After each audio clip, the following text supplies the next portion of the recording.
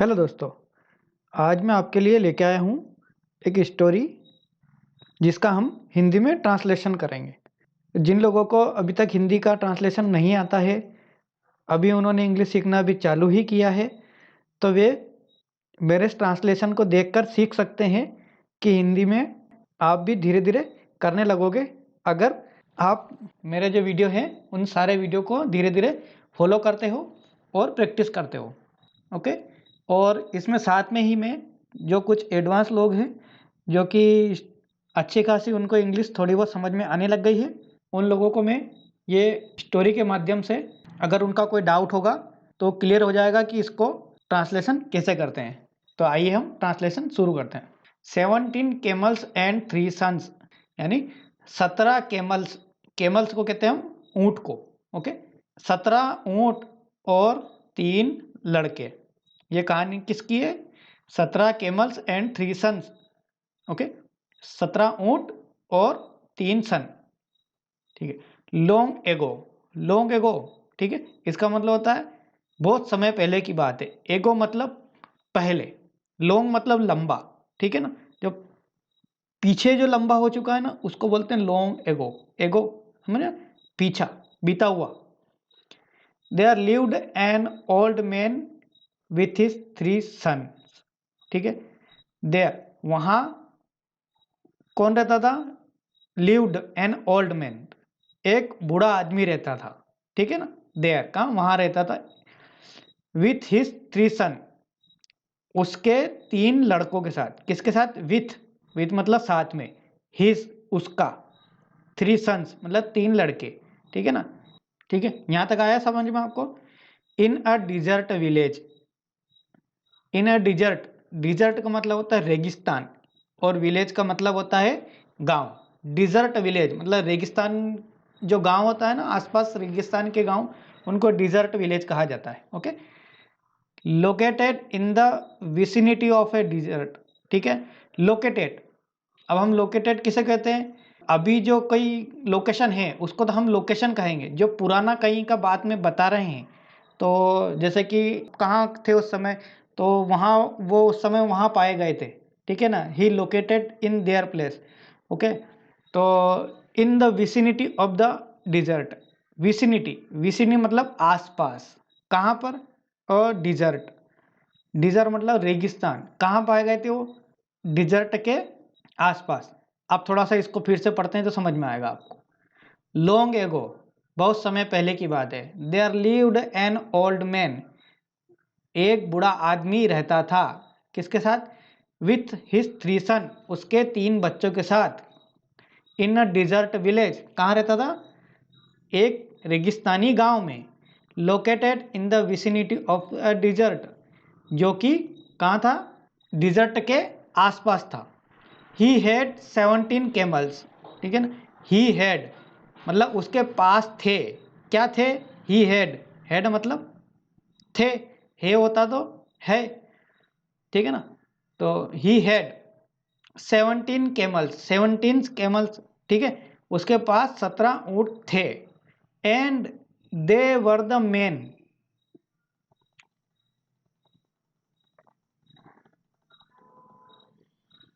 And they were the main source of his income.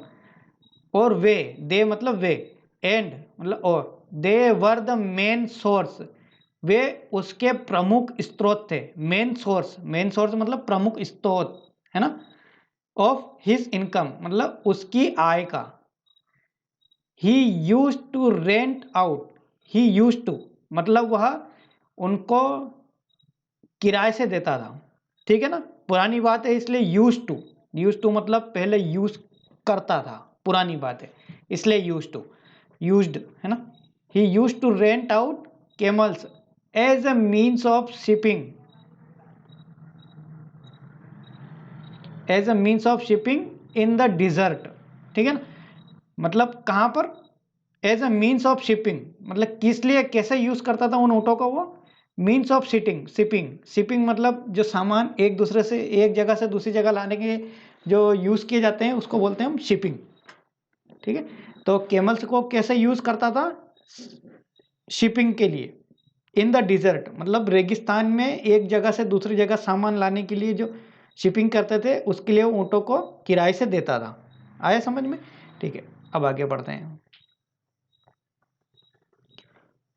One day मतलब एक दिन, ही passed away.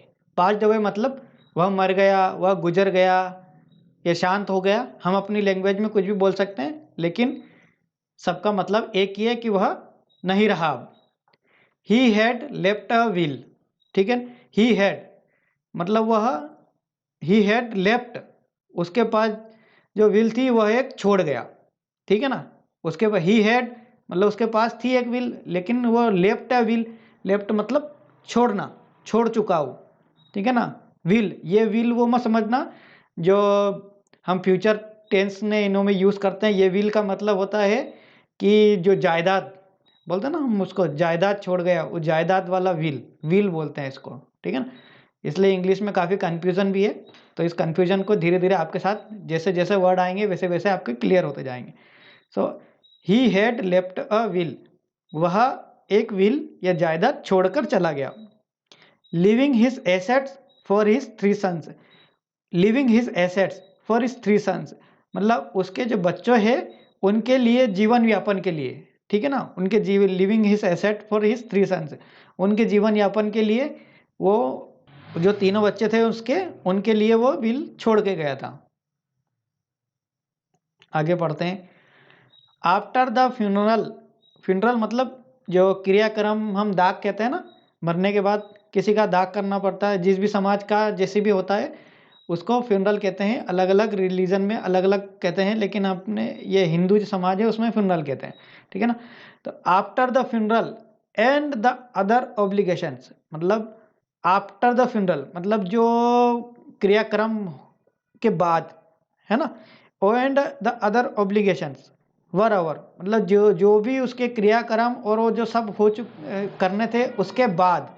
अब उसके बाद की कह रहा कि आफ्टर द, आफ्टर मतलब उसके बाद, है ना। Funeral and the other obligations were over, उन सबको खत्म होने के बाद, सब उनके बाद में।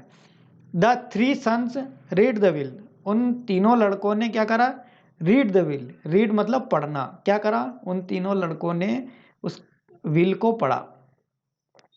while their father had divided all the property, उनके पिताजी ने, ठीक है ना, क्या करा, उनकी जो जायदाद थी उनको डिवाइडेड किया, सारी प्रॉपर्टी को। आगे पढ़ते हैं। He had into three equal parts, सारी जायदाद को उन्होंने तीन बराबर हिस्सों में बांट दिया। थ्री इक्वल पार्ट मतलब तीन बराबर हिस्से, थ्री मतलब तीन, इक्वल मतलब बराबर, पार्ट्स मतलब उसके जो हिस्से हैं उसको पार्ट, ठीक है ना, equal. He had divided the 17 camels in a different way, लेकिन उन्होंने क्या करा, यहाँ लेकिन नहीं लिखा है लेकिन मैं बोल रहा हूँ ऐसा। ही हैड डिवाइडेड, उन्होंने डिवाइड किया 17 कैमल्स को इन a different way. Different way मतलब अलग तरीके से, डिफरेंट का मतलब होता है अलग, वे मतलब तरीका, रास्ता, तरीका, है ना। तो 17 जो ऊँट है उनको उन्होंने अलग तरीके से जायदाद का हिस्सा किया, और बाकी सब जो जायदाद थी उसको बराबर तीन भागों में बांट दिया। ये लिखा है अभी तक, ठीक है। अब आगे पढ़ते हैं। They were not shared equally among the three sons, sorry, they were not shared equally, ठीक है ना। वो ऊँट के बारे में लिखा हुआ है कि they were not shared equally, equally नहीं दिए उसने। जो जो व्हील है उसमें ये जो ऊँटों को है वो इक्वली नहीं दिए। Among the three S 17 is an odd number, क्यों, क्योंकि जो 17 नंबर है, जो ऊँट ऊँट जो है 17 है। अब 17 लोगों को, सॉरी 17 ऊँटों को तीन भागों में हम कैसे डिवाइड कर सकते हैं, ये बताओ आप, है ना। वो उसमें लिख रखा is an odd number, odd number मतलब विषम नंबर, विषम है ना, जिसमें दो का भाग नहीं जाता है, ठीक है ना। अब यहाँ पर देखते हैं, जैसे कि 17 में अगर दो का भाग देंगे तो कितना आएगा, 8.5, है ना, शायद 8 9 16 17, हाँ 8.5 आएगा। अब 8.5 मतलब 8 ऊँट तो बांट सकते हैं, लेकिन आधा आधा ऊँट कैसे बांटेंगे। तो यही कह रहे हैं कि एंड प्राइम नंबर, प्राइम मतलब अभाज्य, 17 किसी से विभाज्य भी नहीं होता है, 17 का भाग 17 में जाता, उसको कहते हैं हम prime number. Which can not be divided, है ना, कैन नॉट बी डिवाइडेड मतलब यह डिवाइड नहीं कर सकते हैं। हाँ, आगे पढ़ते हैं। The old man had started that the eldest son, जो कि उसकी जो व्हील है उसमें ओल्ड मैन ने सबसे बड़े वाले को क्या दिया है वो उसके बारे में बता रहे हैं, ठीक है ना। स्टार्टेड मतलब उसने ओल्ड मैन से स्टार्ट करा। Son will own half of the 17 camels, मतलब वो कह रहा है उसमें कि हाफ ऑफ द 17 कैमल्स, किस बड़े वाले लड़के को, ओल्ड एल्डेस्ट, है ना। एल्डेस्ट मतलब होता है सबसे बड़ा और यंगेस्ट मतलब होता है सबसे छोटा, ठीक है ना, ये हमेशा ध्यान रखना आप। एल्डेस्ट मतलब अगर भाई है या बहन है जो भी है उसमें अगर एल्डेस्ट लिखा है, एल्डेस्ट मतलब सबसे बड़ा। Son will own half of the 17 camels, half, half मतलब आधा, कितना, 17 का आधा, इतने उसको ऊँट देंगे। अब 17 का आधा ऊँट उसको कैसे देंगे, यही तो लिखा उस विल में कि इस कैसे देंगे इसको उसको, विल के अनुसार। The middle one will get 1/3 of the 17 camels. Middle one, middle one मतलब वो जो बीच वाला लड़का है, ठीक है ना, छोटे से बड़ा वाला और बड़े वाले से छोटा, middle one. Will gate, will get मतलब उसको हिस्सा जो मिलेगा उसको। देखो यहाँ पर ये विल का मतलब ये नहीं है वो जो वसीयत है ना, वसीयत वाला अलग है। ये विल गेट मतलब उसे जो मिला, क्या मिलेगा, उसे जो मिलेगा, ठीक है ना। विल गेट उस समय की बात है, तो उस समय जो उन्होंने पढ़ा था उसमें उसका जो हिस्सा मिलेगा, ठीक है ना, विल गेट उसको जो मिलेगा। 1/3 ऑफ द 17 कैमल्स, 1/3 मतलब 1/3 ऑफ द 17 कैमल्स मतलब 17 के 3 हिस्से करो। तो 17 के हिस्से कैसे करेंगे हम, 3 6 3 18, तो 17 के हिस्से 3 हो ही नहीं सकते, 6 का भाग जाएगा ही नहीं इसमें। अगर जाएगा तो भी उसको 5.5 के करीबन ऊँट मिलेंगे। अब 5.5 ऊँट उसको कैसे दिए जाएंगे, है ना, तो ये संभव नहीं है। And the youngest one will gate, youngest देखो बताया ना, सबसे छोटा, यंगेस्ट मतलब सबसे छोटा। And the youngest one will gate, उसको कितना मिलेगा, विल गेट, समझना इस चीज को, विल गेट मतलब उसको मिलेगा, ठीक है ना, मिलेगा, ये विल आया है ना, उसको मिलेगा। ही शेयर ऑफ कैमल्स एज 1/9, उसको कितना मिलेगा मतलब 17 में से 9 का भाग दो, है ना, 1/9, 1/9, 9 हिस्सा मिलेगा उसको, 9वां भाग मिलेगा, 1/9, ठीक है ना। All of them were stunt, all of were stunt, stunt मतलब हम कभी कोई बात सुन के एकदम चकित हो जाता ना, समझ सदमा लग जाता हमें, उसको कहते हैं स्टन, स्टन, है ना। All of them were stun to read the will, उस जो रीड है वो सॉरी वो जो विल है उसको पढ़कर, उसको पढ़ते ही सब के सब स्टंट हो गए, मतलब समझ ही नहीं आया उनको क्या करें, एकदम सदमा लग जाता ना वैसे। And questioned each other, and questioned, question मतलब प्रश्न पूछ रहे हैं, ईच अदर, ईच मतलब अदर मतलब एक दूसरे से, ईच, ईच है ना एक, अदर है ना दूसरा, ठीक है ना, ईच अदर एक दूसरे से क्या पूछ रहे हैं, how to divide, how to divide मतलब हाउ टू मतलब कैसे, डिवाइड मतलब बांटे, द 17 कैमल्स, 17 ऊँटों को, एज मेंशनेड इन द विल, जो एज मेंशनेड मतलब जो वो जो विल है उसमें वसीयत है, उसमें जो दिया हुआ है उसको कैसे इन 17 ऊँटों को हम बांटें, है ना, ये लिखा एज मेंशनेड, जो उस विल में लिखा हुआ है, मेंशन किया हुआ है उस विल में, in the will, in the will में, है ना। It is not possible to divide, यह संभव नहीं है, इट इज़ नॉट पॉसिबल, ठीक है, it is not possible to divide, क्या संभव नहीं है, टू डिवाइड 17 कैमल्स, 17 ऊँटों को डिवाइड करना, and give half of the 17 camels, और आधा 17 मतलब 17 को आधा करना, 17 ऊँटों को आधा करना पॉसिबल नहीं है, है ना, वही बात बता रहे हैं इसमें। टू द एल्डेस्ट वन, मतलब बड़े वाले को आधा देना है तो वो हम कैसे देंगे, वो वाली बात लिखी है इसमें। It is not possible also, मतलब और यह भी आल्सो, मतलब जो एक तो हमने बात पहले की दी कि वो पॉसिबल नहीं है, अब आल्सो का मतलब ये है कि ये भी पॉसिबल नहीं आल्सो, ठीक है ना, ये भी। It is not possible also to divide the camels for the other two sons, मतलब दो जो और लड़के हैं, है ना, two for the two sons, two for the other two son, other मतलब दूसरे दो लड़के, सन दो लड़के, है ना, अदर जो दो लड़के हैं या दो भाई बोलो उनको, उनके भी पॉसिबल वो नहीं है, उनको भी बांटना। आगे पढ़ते हैं।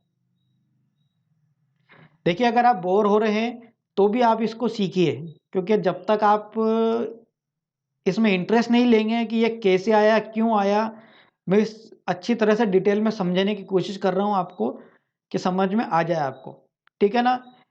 जो अगर शुरुआत से ABCD से ही शुरू कर रहे हैं, जो बिल्कुल अभी जो मैंने वीडियो शुरू करे हैं, उन मेरे फर्स्ट 2 4 5 वीडियो से ही शुरू कर रहे हैं, उनके शायद ये बिल्कुल भी समझ में नहीं आएगा, लेकिन एक्स्ट्रा ऑर्डिनरी जो है, जिनको इंग्लिश समझ में आती है अच्छी खासी, उनको ये समझ में आ जाएगा, ठीक है। लेकिन जो अभी नए हैं वो अगर वो ये वीडियो देख रहे हैं तो कोशिश करें कि जो मैं इनमें बताने की कोशिश कर रहा हूँ उसको समझने की कोशिश करें, है ना। मैं इतनी डिटेल से समझा रहा हूँ आपको, क्योंकि आने वाले समय में आप भी अगर आपने मेरे साथ सारी प्रैक्टिस की है, जैसे जैसे मैं बता रहा हूँ आपको फॉलो करते जाओगे, तो आगने वाले 1 से 2 महीने, ठीक है ना, अगर आप ईमानदार हैं तो, ठीक है ना, इफ़ यू आर ऑनेस्ट, अगर आप ईमानदार हो तो आपको सिर्फ 2 से 3 महीने ही लगेंगे। और अगर आप ईमानदार नहीं हो और सिर्फ आप चाहते हो पढ़ना लिखना बोलना, लेकिन उसके लिए प्रैक्टिस नहीं करना चाहते हो, तो आप कितनी भी कोशिश कीजिए वो नहीं होगा, ठीक है ना। दे स्पेंड सेवरल डेज, ठीक है ना, दे स्पेंड, दे मतलब वे, उन्होंने या वे उन लोगों ने, स्पेंड तीनों भाइयों ने, मतलब स्पेंड, स्पेंड मतलब बिताना, है ना, समय बिताते ना उसको हम, उसको बोलते हैं spend. Several days, they spend several days मतलब काफ़ी दिन, सेवरल डेज मतलब काफ़ी दिन, सेवरल मतलब काफ़ी सारे दिन, सेवरल, है ना, जिसकी कोई गिनती नहीं है, ना तो वो ज़्यादा है ना कम है, कोई गिने नहीं है, उनको बोलते हैं सेवरल डेज, ठीक है ना। सेवरल बोलते हैं, डेज के अगर हम आगे लगा देते हैं तो दिनों के बारे में बात कर रहे हैं, ठीक है ना। तो they spend several days thinking of ways, thinking of ways मतलब, वेज मतलब रास्ता, थिंकिंग ऑफ मतलब सोचना, उन्होंने ऐसे कई सारे दिन बिता दिए क्या करने में, सोचने में। अब क्या सोचने में, टू डिवाइड द केमल्स, उन ऊँटों को बांटें कैसे, ये सोचने में उन्होंने काफ़ी सारे दिन बिता दिए, ठीक है ना। As mention in the will, जो कि उस वसीयत में लिखा है उस तरीके से कैसे बांटें, ठीक है ना। एस मेंशनेड इन द विल, थोड़ा ऊपर भी आया था ना ये पढ़ने के लिए, S mention in the will, ठीक है ना। जैसे जैसे आप डबल डबल रिपीट होगा आपके सामने तो ये आपको आने लग जाएगा, ठीक है ना। As mention in the will, but none could find the answer, but none could मतलब किसी को भी उत्तर नहीं मिला, but not could find the answer, किसी को भी उत्तर नहीं मिला। They finally took the issue, they finally वे अंतिम में, ठीक है ना, आखिरी आखिरी, अब हो गया उनका जितना भी सोचना था सोच लिया उन्होंने, लेकिन अब उनके पास कोई चारा नहीं बचा, तो दे फाइनली, है ना, हम कहते हैं ना फाइनल एग्जाम, मतलब अब लास्ट एग्जाम बची है, अब इसमें जो होना है वही होगा, ठीक है ना। ऐसे they finally took the issue, took मतलब ले गए, ठीक है ना, कहाँ ले गए, टुक द इश्यू, इश्यू मतलब वो जो उनका माजरा था, या हिंदी में जो भी कहते हैं इसको, issue, to the wise man, wise man मतलब एक बुद्धिमान व्यक्ति के पास। अब इसको पूरा पढ़ते हैं।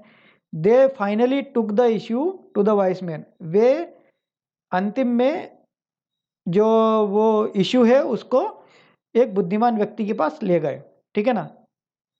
मैन इन देयर विलेज, जो कि उनके गांव में रहता था, इन देयर विलेज, ठीक है ना, जो देयर विलेज मतलब उनके गांव, ठीक है, उनके गांव में रहता होगा। The wise man heard the problem, the wise man, ठीक है ना। अब वाइस मैन के बारे में बात कर, द वाइस मैन बुद्धिमान व्यक्ति, हर्ड, हर्ड मतलब सुनी उसने। अब इन्होंने कहा होगा तो उसने सुना होगा, ठीक है ना। तो हर्ड मतलब सुनना, heard the problem, and problem मतलब उनकी समस्या को सुना, एंड इंस्टेंटली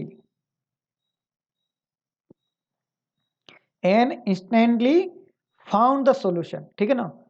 इंस्टेंटली मतलब तुरंत, है ना। वो उसके पास गए और उसने तुरंत, एंड इंस्टेंटली फाउंड, फाउंड मतलब ढूंढ लिया उसने, ढूंढ लिया। क्या ढूंढ लिया? अ सोल्यूशन, सोल्यूशन मतलब उसका हल। उसने, अब समझ पूरा सुनिए, the wise man heard the will, vice man ने क्या करा, जैसे ही सुना, heard the will, sorry heard the problem and instantly found the solution, और उसने तुरंत उस सॉल्यूशन को, सॉरी उसका हल निकाल लिया, फाउंड अ सॉल्यूशन। अब आगे बढ़ते हैं। He asked them to bring all the 17 camels to him. देखो यहाँ पर आया है आस्क, ठीक है ना। काफी जगह इसका मतलब होता है पूछना, लेकिन यहाँ इस सिचुएशन के हिसाब से लिखा है, समझना पड़ेगा हमको। जैसे जैसे आगे आप सीखोगे समझ में आने लग जाएगा कहाँ पर आस्क का मतलब पूछना है और कहाँ का आस्क का मतलब कहना है। यहाँ पर आस्क मतलब अभी तो उसने कहा है, ठीक है ना, अभी समझ लो इस चीज को। ही आस्क देम मतलब उसने उनसे कहा, देम मतलब उनसे कहा, to bring all the camels, bring मतलब लेके आओ, ब्रिंग है ना लाना, है ना, ब्रिंग मतलब लेके आओ, ऑल द 17 केमल्स टू हिम, मतलब सारे जो 17 केमल्स है उसके पास लेके आओ, है ना। आगे पढ़ते हैं।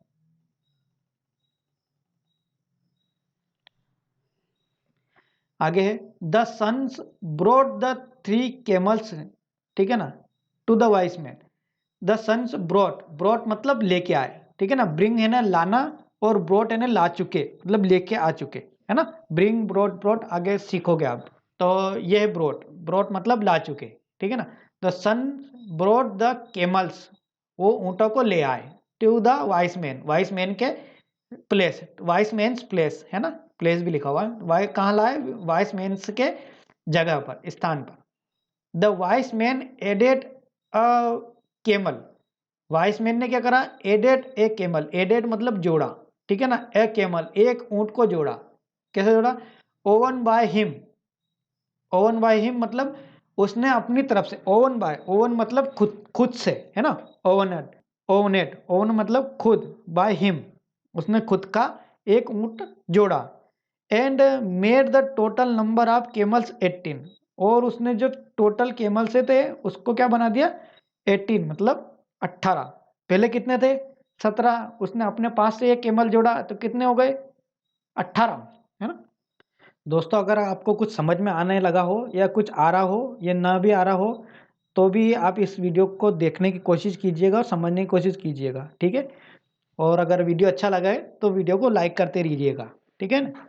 ही आस्क द फर्स्ट सन मतलब उसने, जो पहला सन था, सबसे बड़ा हो सकता है, ठीक है ना। पहला सन था, बड़ा ही होगा क्योंकि पहले तो वही आया है। तो he ask the first son to read the will, उसने बड़े लड़के से कहा या फर्स्ट लड़के से कहा कि आप रीड द विल, उस वसीयत को पढ़ो। एस पर द विल, जैसा कि वसीयत में है, एस पर द विल।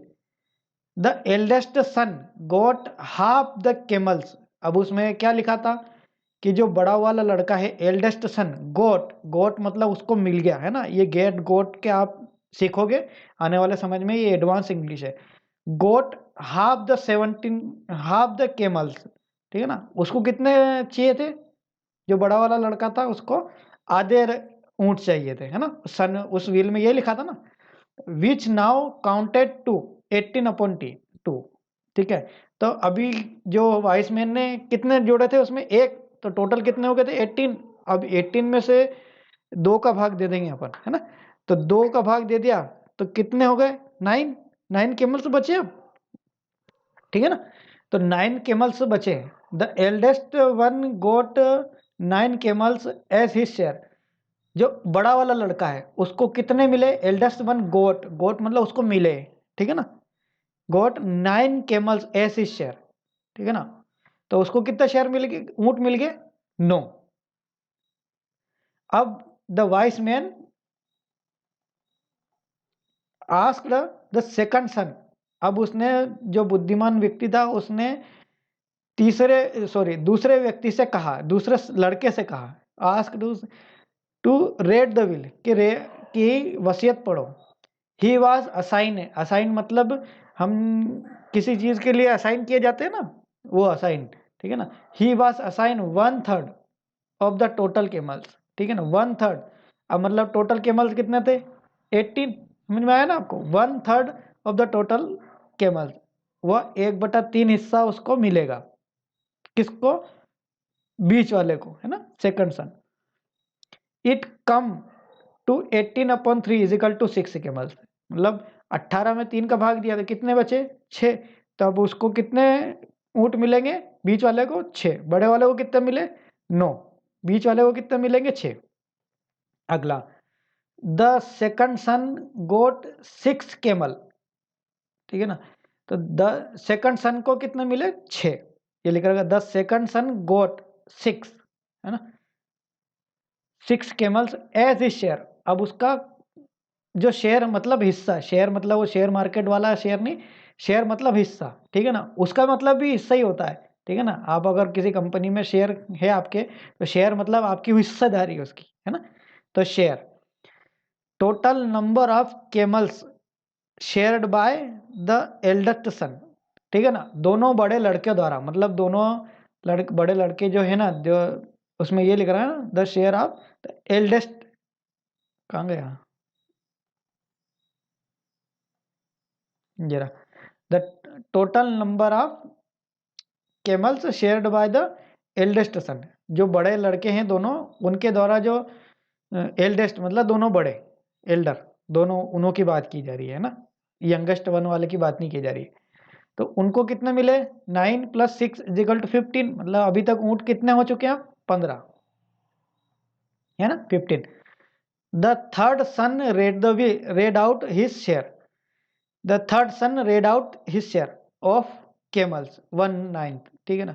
तो अब उसने जो थर्ड वाला सन था, उसने उसको शेयर, उसका कितना मिला 1/9, 1/9 मतलब 1/9 हिस्सा, मतलब 18/9।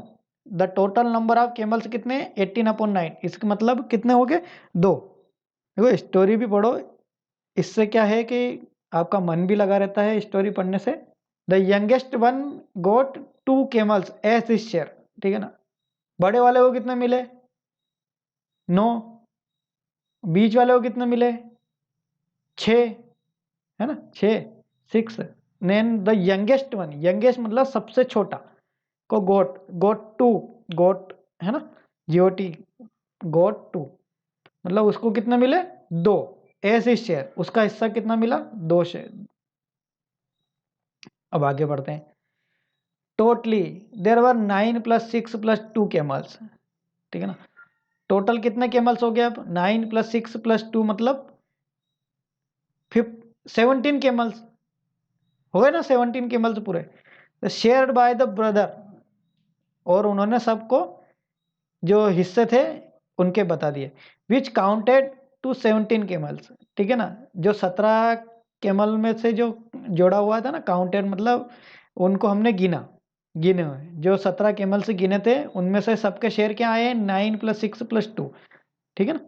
Now the one camel added by the wise man, जो कि देखो, the one camel added by the wise man, जो उसने जो केमल एक जोड़ा हुआ था, है ना, शुरू में जोड़ा था ना उसने, एक अपना पास से एक केमल जोड़ा था उसने, man was taken back, was taken back, इसको सुनो समझो, वाज टेकन बैक, टेकन मतलब वापिस, टेकन, टेकन, टेकन मतलब वापिस ले लिया, बैक, बैक है ना वापिस, दोबारा फिर से पुराना, है ना, बैक।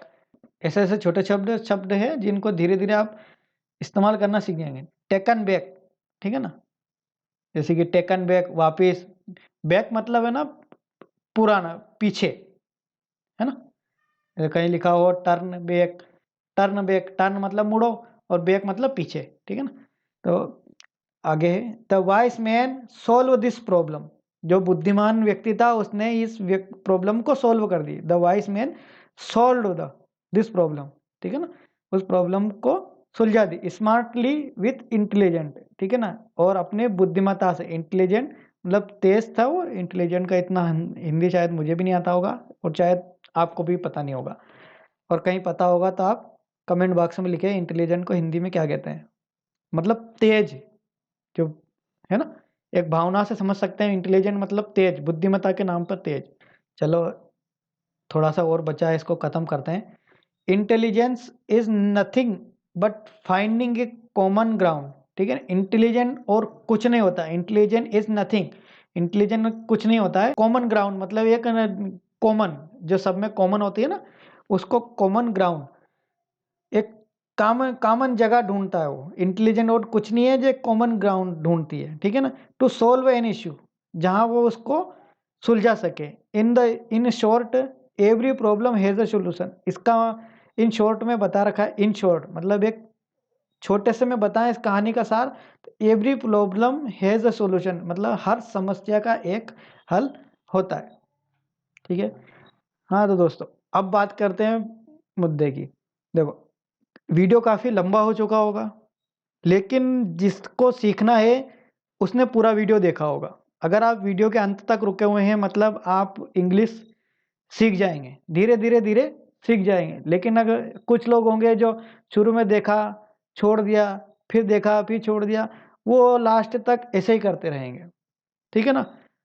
तो आपको अपना जो अपने अंदर आग है उसको ऐसे बरकरार रखनी है, ठीक है ना। ऐसा नहीं कि सिर्फ मेरे ही वीडियो देखे, काफ़ी सारे वीडियो देखिए, ठीक है। मैं भी ऐसे ही सीखा हूँ, एक किसी एक चैनल पे डिपेंड नहीं रहा, काफ़ी सारे चैनल, किसी ने एक टेक्निक सिखाई, किसी ने दूसरी टेक्निक सिखाई, मुझे जो इजी लगती गई वो मैं सीखता गया, ठीक है ना, और वही मैं आपके साथ शेयर कर रहा हूँ, ठीक है ना। तो तो आज के लिए बस इतना ही। वीडियो देखने के लिए धन्यवाद। और आप चैनल पर नए हो तो इस चैनल को सब्सक्राइब कर सकते हैं, और वीडियो पसंद आया हो तो लाइक कर सकते हैं, ठीक है। धन्यवाद।